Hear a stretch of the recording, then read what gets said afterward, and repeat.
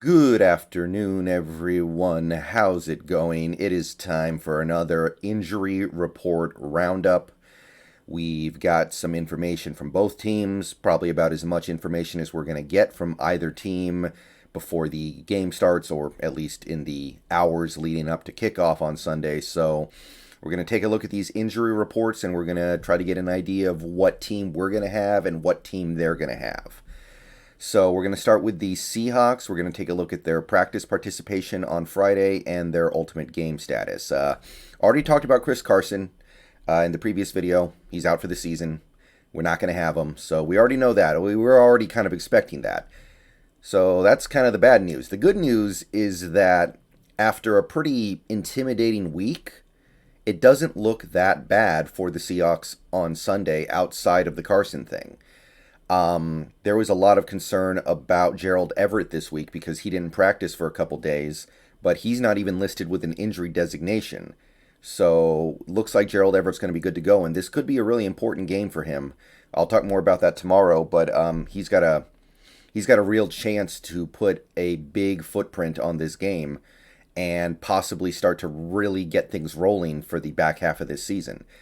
So we're going to have him. We're going to have Dwayne Brown. And I know Dwayne Brown's not really playing well right now, but I'm not convinced that the guys behind him would be better. So having him out there and able to go at least for the start of this game is going to be a big deal. And DK Metcalf.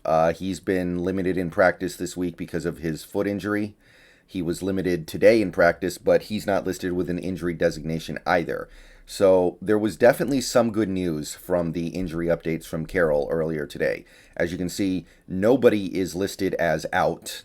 Obviously, you have guys like Carson who are out, but they're on IR. It's different. Nobody's listed as doubtful either, so that's nice too. We do have a handful of players listed as questionable, and that's never fun. But I feel like most, if not all, of these players are going to be a go for the game. So other than the Carson news, which, again, it's not fun, but this is not too bad. This could definitely be worse. And if we do indeed have at least 4 of these players, then we'll be in as good a position as we could hope for realistically, injury-wise, going into this very important game. So, Jamal Adams, questionable with a groin injury, did not practice today. That's not really a good sign. And DJ Reed is also questionable, did not practice today either. We cannot have that. I will say that. There may not be a lot of injuries listed here, but if Jamal and DJ cannot play, or if they can play and just can't play effectively, that's no bueno against this team. This team that loves to spread you out and get a ton of defensive backs out on the field, we cannot afford to be missing Jamal Adams and DJ Reed. No. If those guys cannot go, that is going to put us so far behind the 8 ball in this game that I don't know what we do. We're already a little short on defensive backs because of the Blair injury. Yeah, we do not need that. So hopefully those guys can go. Jamarco Jones is actually listed as questionable, which is kind of interesting because I thought that Dwayne Brown was going to be out in this game and Jamarco would take his place, but apparently Dwayne Brown's healthier than Jamarco right now. So the Jamarco injury becomes kind of a big deal if Dwayne Brown can't go or isn't playing well. Or I mean, Dwayne Brown's, to me, he's on the cusp of getting benched. He's playing that poorly right now. He could get benched if he continues to give up sacks like this. So if Jamarco can't go, that could become a big deal. Then you have Kerry Hyder Jr., who was limited in practice today, which tells me he's almost certainly going to play. He might get limited snaps, but he got limited snaps last week, and the defense played great, so I'm not inclined to believe that's the biggest deal in the world. And Kerry Hyder Jr. is more of a run-stopping end, and Kerry Hyder, not necessarily the guy who's the most important player in the world against a team like the Cardinals, who are going to probably be spreading the ball out a lot in the passing game. And then you've got Cody Barton, who is questionable. It doesn't matter that much if he actually plays or not. So, not a lot of players listed here, but a lot rides on some of these guys being able to go. We're already thin at corner, defensive back in general. We need Jamal and DJ out there playing well. But again, a lot of good news here as well.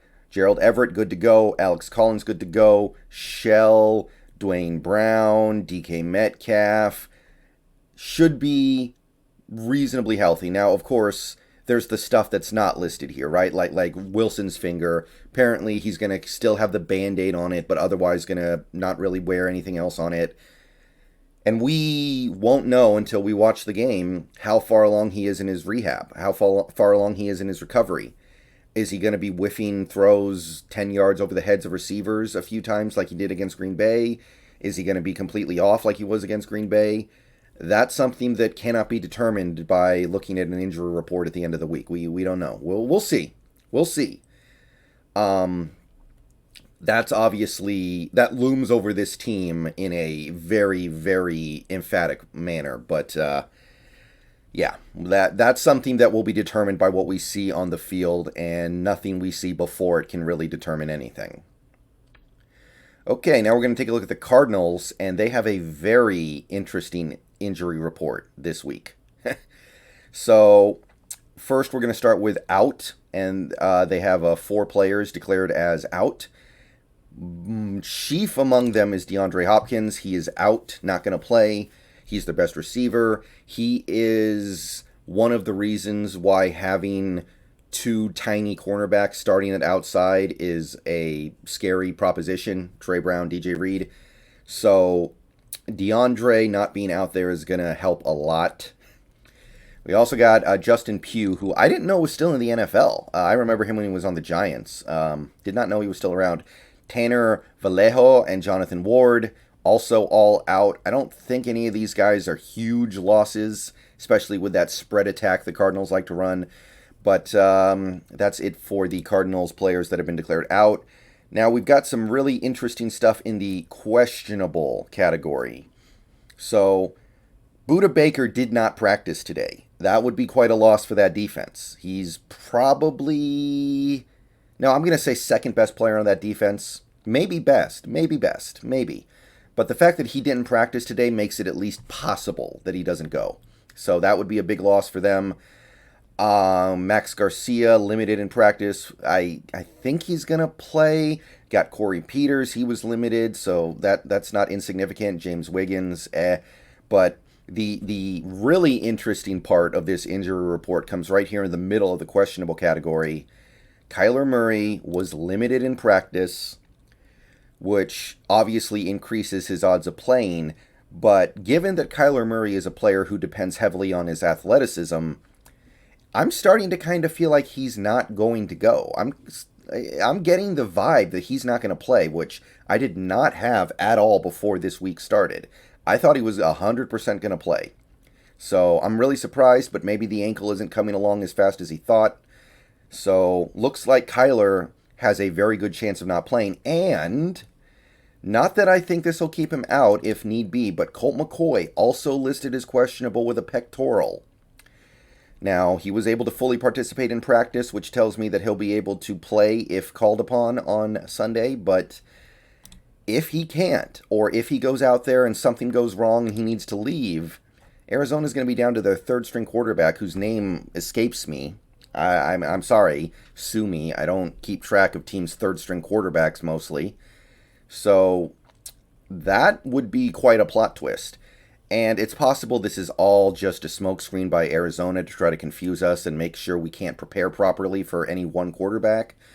But my read on the situation right now is that Kyler will not play and Colt will play. And depending on what he does or how he does, you might get to see the third-string QB in Arizona. That would be quite a sight. And look, with these many things working against the Cardinals, there's an opportunity to steal one here. There really is. But we'll talk more about that tomorrow. But that's your injury report. Relatively dicey for both teams, but Arizona's definitely getting the worst end of it right now. So hopefully this team can find a way to take advantage. See you guys later today. Go Hawks.